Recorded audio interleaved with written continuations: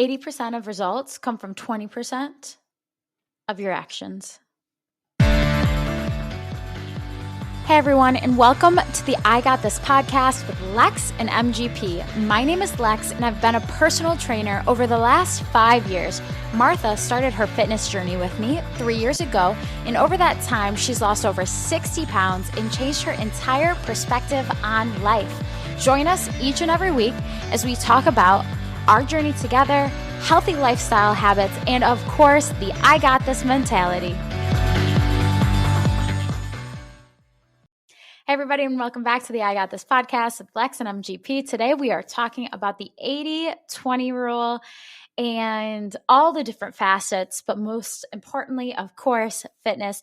Martha, the math teacher, of course, let's talk about the 80-20 rule. Okay, so I'm going to take my MGP hat off for a minute, put the PTASH hat on, as the kids like to call me. So the 80-20 rule, where does that actually come from? So back in the late 1800s, Vilfredo Pareto, who is an Italian economist, he's credited with coming up with this theory originally. And the story goes that he observed that 20% of the pea pods in his garden were producing 80% of the peas. So then he thought, well, let's take this logic and look at land mass in Italy. And he found that 80% of the land was owned by 20% of the population. And so then he continued to use that 80-20 principle to continue looking at other things. And it's been shown that a lot of times 80% of like a company's output is produced by 20% of its workers.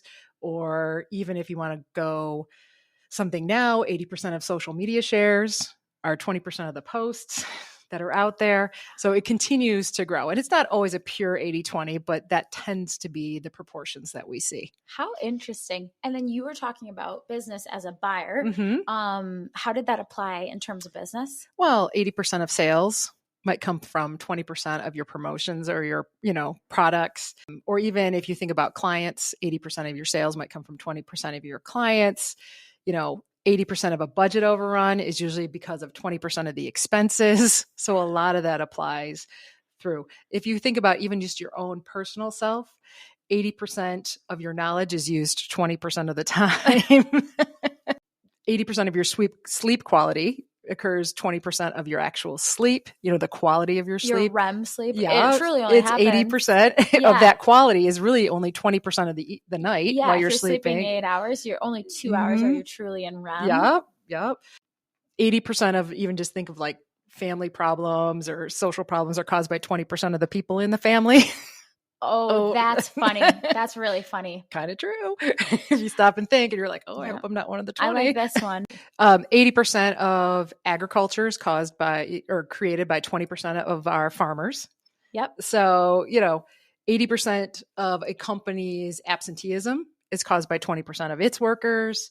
This is so interesting. You can keep going. These could just keep going, of course. Oh, here's another one. 80% of muscle gain is built by 20% of the repetitions. Well, look at that. See? Yep. So that means I can cut back on reps? Actually, yes. If we go up in strength. Now, I don't know. Have you heard about the inverse as well? That I was curious about. You're kind of explaining it to me, but dig deep. So you can take that 80-20 rule and flip it to a 20-80. So it's still the same proportionality, right? Mm-hmm. But if you think about this and if you really think, and I'm guilty of this, 20% of your wardrobe is worn 80% of the time. 20% of your wardrobe is worn 80%. Oh my gosh. Yes. Yeah. Cause there's just those few items that you wear a lot. Right. Mm-hmm. So that, of course, think about your phone. 20% of the apps on your phone are used 80% of the time. Yep. Cause you go to the same apps over and over. Right. 20% of the TV channels you might have are watched 80% of the time. And we could just keep going. There was one that you said in terms of people in your life. What was that one? 20% of the people in your life influence 80% of your decisions. I or love thoughts. that one, right? Right. Yes. So you have to think who are the, who are the 20%? Influential people in your life. Correct. Who are your 80? Yeah. Well, who's your 20? Helping you make that 80. Yes. Who's your 20 helping you make that 80? Yeah. It's so fun because math, the numbers are hard for me to resonate with, but a lot of people resonate so well with numbers. And this is where you're really good at it. You know what I really like? This one was 20% of your ideas are actually come to fruition and become 80% of like your results. Your productivity, probably. Your productivity. Yes. Yeah. It's crazy, isn't it? Yeah. What do you think is one that resonates with you the most out of this 80-20 rule or inverse? Well, I mean, the clothing one kind of struck me. I need to clean out my closet. Don't we all? I'm like, oh yeah, I need to get rid of some stuff. I noticed in health and fitness. So there's the 80-20 rule in health and fitness, and there are 3 different mindsets that I've heard on it. So number one, I've heard 100% of your results are based around 80% nutrition focus and 20% exercise or movement. I can see that now. I wouldn't have believed that in the beginning. I would have thought it was more 50-50. I knew you had to eat healthy, obviously, and I knew you had to work out, but I would have thought it was 50-50 in the beginning. But I do see that now. Yeah. Isn't that shocking? So it is true. Your fuel determines a lot depending on what you're eating. So let's say, let's go this route, keeping with math, keeping with numbers. So wait. Did you just say keeping with math? I know. I'm so proud of you. I'm learning because everybody resonates with numbers and percentages. I think it's easy to make it seem tangible. Yes, you're right. Yeah. Where the thought to me, my brain doesn't work that way. Generally, it doesn't. I don't know why. We call that right-brained. That's what it is. Creative right brain, whatever. And then I think most of the world is very left-brained or maybe middle. I don't know. Probably middle. I'm middle. You are? People would think I'm left because of the math part of it, but you're very creative too. So it's more of a balance. Yeah. I think most population is not just right or left, maybe leaning towards, because I do have found, like, as I post on social media, people are like, oh my God, the percentages, they make so much sense. They love percentages. Post more percentages. So it's really interesting. So let's go into that. Let's say throughout the day, you eat 80% on path. Okay. This is a single day. In one single day, you eat on path 80%. So let's say, what would that be? Like, you have 3 meals and... So 2.4 meals would be on path. Yeah. So let's say your ice cream at dinner is the only thing that's off path. So you eat two full meals, then like a snack, and then you have like ice cream, right? You are still going to get results that day because you only had a very small thing that was off path, right? Movement does matter, but what you're putting in your body, how you're fueling yourself actually does matter more. Your nutrients matter more. If you are overeating, number one, excess in calories or non-nutritionally dense foods, you're actually just eating to eat, not to actually fuel yourself, then you're not going to see results. So there's that. So yes, I definitely agree. Nutrition is the bigger chunk. Movement is important, and it does so many other things for you. Yes, it helps you get results, but also helps your mindset, helps you get those happy endorphins, that mentality that you need to show yourself that you can do hard things. There's a lot of other things that come with it, not just in terms of physical results, but mental results as well. Yeah, that's the surprise, to be honest. When you start working out, you're not expecting that. You're not. No, but I did learn, and I think this has to go to the 80-20 rule. You can't outwork out a bad diet. That is so true. And if it was 50-50, they would cancel each other out. Yes. And that doesn't happen. No. You cannot. If you're eating bad or like food that does not fuel you or food that makes you feel horrible, you can't outwork out that. You can't burn enough calories to cross or exit out that. Just like in math, what is it? Math is like... It seems like it should be input, output, right? But it's not that simple. No. Unfortunately. Right? Yeah. And I used to think that. And I tried for 20 years to outwork out a bad diet. In MyFitnessPal. So let's say you put in that you had 2,000 calories, right? And then you can also say, okay, well, I worked out and I burned 500 calories. And then that number there, it says, okay, well, you still then have 500 calories to eat. Right. That's not true either. It doesn't work out that way. No, you shouldn't eat in accordance to your like burn. No. How accurate is that anyway? We don't know. always, right? Yeah, I think your daughter did a paper on its accuracy, and it was not as accurate as we wanted it to be. No. But it does, but that's the thing. You cannot outwork out a bad diet. You're so right. It is 20%, no matter how hard you work, will still affect your results, will still affect your health. Right. Well, and we know life is nonlinear, right? The forces of life are not balanced. And that's where this comes. Some are just more important than others. We have found that nutrition is going to be more important than the physical activity. Not that physical activity is not super important. It super is. But I believe nutrition affects how you think, how you feel, and how you act. 100%. Everything that you put in your body does affect how your brain works, how your body works, everything along those lines. I think exercise, it affects your mood and your longevity. I think exercise and strength training helps you aid in a more balanced and healthy life, but it doesn't determine your life. Right. No, I agree. And we have to focus on the value of the nutrition. Exactly. The next thing that they say is that you should be eating on path 80% of the time and 20% off path to see results. Okay. Now, what that would mean, let's say that you eat 3 meals a day. And I'm getting my I'll do it for you. out. Will you? Yeah. Okay. So let's say 7 days out of the week, you eat 3 meals a day. 21 meals. Okay, perfect. I love this.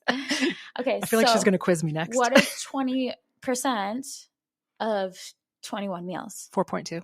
So that means that 4 meals you would be allowed or kind of have that leeway to eat off path to still get results or to still feel good generally. Okay.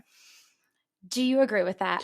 Seems like a lot. I'm thinking for me, that means I could really just go crazy lunch and dinner Saturday and Sunday. I agree.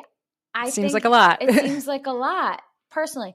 So how I actually think about it, because if you went and had whatever you wanted for lunch and dinner on Saturday and Sunday, I mean, that's an excess in calories 2 days out of the week, which is a chunk, and then poor nutrition, and you're going to feel bad from eating bad on Monday, right? Well, 20% too. Are all the meals equal? Exactly. So let's say that it's not necessarily each meal, but it's each choice. Okay. So 20% of the choices that you make could be leeway. Off-pathish. Off-pathish, yes. Or more enjoyed, or like I'm still having a nice big salad for dinner on Saturday night with grilled chicken, but maybe I'm having a small glass of wine. Exactly. Yes. So maybe it's the choices that you make in terms of that. Maybe it has to do with, okay, I'm going to have out of this week, I'm going to allow myself 4 times where I treat myself to something not like lavish and like an entire chocolate cake, but like I'm going to allow myself a glass of wine because it makes me really happy on Tuesday. On Thursday, I'm going to have half a like sugar, like I'm going to have a cookie because, oh my God, it sounds so good after dinner. On Sunday and Monday, you're going to, or whatever, you're going to have those choices where you're like, I want this, I'm going to give in, versus the biggest thing we mentioned The Rock a lot, but you look at The Rock and his cheat meal on Sunday. Oh, when he has like 20,000 pancakes, it looks like. He has, and like syrup and whipped cream and like all this crazy stuff. Okay, but the man is like 2% body fat and 300 pounds, so he can throw it down. But it's still 20% of his overall meals. It's one meal. It's one meal out of all of his meals. Right.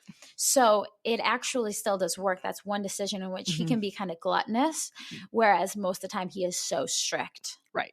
Whereas if we're gluttonous in 4 meals, that's a lot. Yeah, I would never get results with 4 meals like that. No.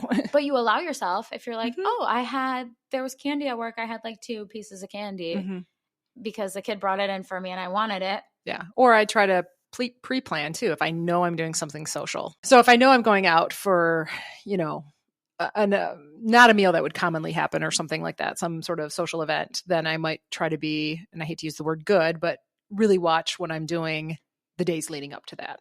Right. And you're planning in advance so that you Mhm. don't have to feel like you're restricting yourself. You don't Mhm. have to feel like you're doing something Right. wrong, or you are unhappy because everybody's like, oh, you're not going to drink or you're not going to eat this delicious cake that I Right. made. Right. Right. Like I know in a couple weeks I have a wedding to go to, and then I also committed to going to a wine tasting. They are on back-to-back days. So for the probably 5 or 6 days leading up to that and after that, I'm going to be on my best. I'm going to be on my 80%. Right. Those will be Yes. my 20% of the days or whatever. I think that's part of being an effective 80-20 thinker, is being a master at prioritizing and then delegating the rest to that other category. Damn, Martha, your wording and your verbiage today is just so. Must be that delicious coffee you just gave me. It must be. I was like, I mean, you're really, how you're speaking today is so. Because you said we're going to do one on math. I think we need to do this more often. I got you all excited. It just, how often are you allowing yourself, and what exactly is it? Is the question. Right. And so you can find those things for sure. You just have to pick things that give you the highest reward. That's the best way to put it. Does it really make you feel that good? And if it does, heck yeah. Mm-hmm. And then there are other things, of course, personally, like alcohol, it doesn't even give me the reward. So why am I wasting my 20% on that? Right. If that's not something for you, then make that priority. But some people are like, yeah, I freaking love having a drink. It makes me have fun. Mm-hmm. If you're going to put your 20% into that, that's awesome. Just plan accordingly. Right. That's great. Right. So the next thing is that 80% of your result comes from 20% of your actions. Mm-hmm. That's the last thing that I've noticed and I've heard in fitness. That's the 80-20 rule in general. So whether that means certain people eating less sugar, you're cutting out sugar, which is normally like a very small percent of your diet, you're going to see an 80% of a result. If you are effectively sleeping, if that's the thing, that could actually help you live a happier, healthier life. It's basically cutting out what holds you back, because that's going to give you that 80% impact. Okay. So, and then it goes back into what makes you feel good. How does the 20% make you feel good 80% of the time? So if I were to ask you what that was for you, I think working out, like that's your non-negotiable. That's the thing that makes you feel really good. But I know it's not going to give me 100% of my results either. No, exactly. So what for you is that, I guess? So for results, if we're just talking purely results, for sure, working out factors into it, but that's probably in that 20% category. For me, the 80% of my results are going to come from, am I getting enough sleep? Am I managing stress? Am I watching my nutrition? Am I getting my NEAT up, like my steps? We've been talking a lot about getting the non-exercise movement done, right? Right. Just being active, but not necessarily calling it exercise, which could be taking the dog for a walk, which could be golfing, which could be an evening bike ride, things like that. So that's where 80% of my results are going to come from. Right. And it's the outside little things that you do every day that make the biggest impact. It is the slight edge. It is the atomic habits. It is all of those things that make the biggest difference. I'm right there with you. Right there with you. Yeah. Doing more with less. For me, it's fuel. It really is. For me, my small thing that makes me feel unbelievable is what I'm putting in my body. If I'm not fueling myself right, if I am eating a lot of unhealthy sugars, I'm not going to be okay. I'm going to be ornery. I'm going to be in a really bad state with energy. I'm not going to be able to think clearly, and I'm going to be tired and have to take a nap. It's crazy. No, that's true though. I can tell when I'm not eating well. Less processed foods, I feel better. And obviously everything's processed to a point, but I'm talking like packaged foods. Right. Don't do it for me. No, it's just it's like a filler food kind of, and it doesn't do what you need it to do. It's really interesting. I love this topic. I'm excited to hear from you guys what you have thought. Do you have any other thoughts on this one, Martha? I think you just have to identify what works for you and capitalize on that. So you think, oh, I got to get this done and get this done and this done. But really, if this one thing can make a big difference, maybe that's your 20% that'll fuel your 80. And so that's where I think, you need to really kind of take a step back and look at that. So maybe acting less, doing less things and focusing on that one big thing might be Right. the big difference. I agree. I think that takes thought, and that takes introspection and awareness, and just saying, okay, well, I know this works. Like, you have to actually think about what works for you. You can't just assume, well, everybody says this works. That's not how. Each person is different. Right. And we get caught up in that so much. I think social media is a big problem there. And you can learn a lot from social media, don't get me wrong, and we're on it. But there's a learning curve for yourself on what works for you, and what works for me is not going to work for you, and vice versa as well. So you have to kind of go deep and narrow sometimes on what you're looking at. And maybe it's not 80-20 for you. Maybe it's 90-10. Maybe it's 99-1. Who knows? But you have to figure out what that big chunk is and ignore the rest for a little bit, and then maybe start bringing some of that smaller stuff back in. Yes. Man, you got me going. You're pumping me up today. I'm just throwing them to you. Who's the motivator here today? It's you, baby. We're getting on the math topics more. Curious what those 80-20s for you, or maybe they're things that you don't even think about that give you a ton of energy.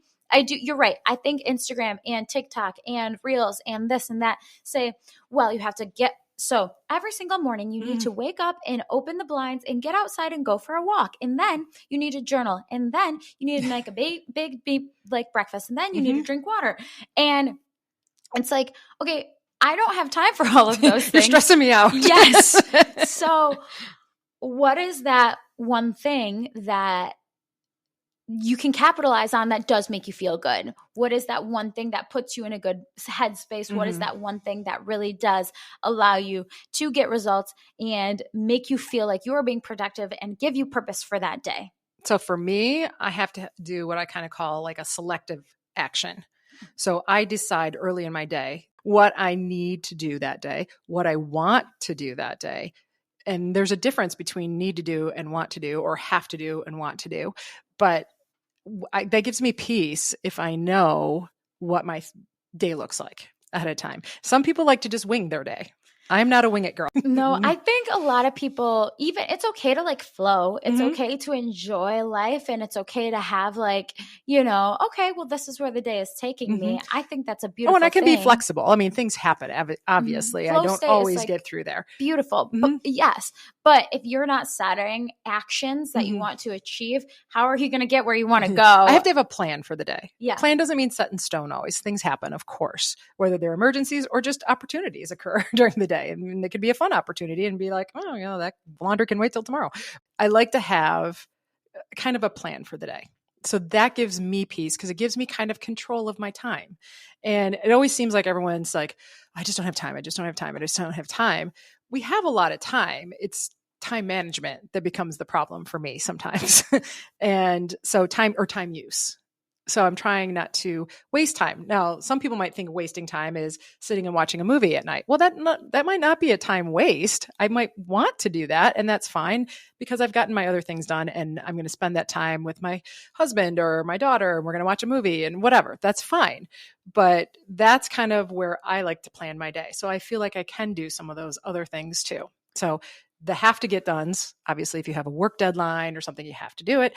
But then there's, want to get dones. Maybe it's some fun stuff, or even it could be chores around the house, but I really want to get to my garden today and make sure I take care of it. So for me, that's what gives me peace, is having a plan. I love that. Time management is key. I think that is for most successful people or people who feel good about their balance.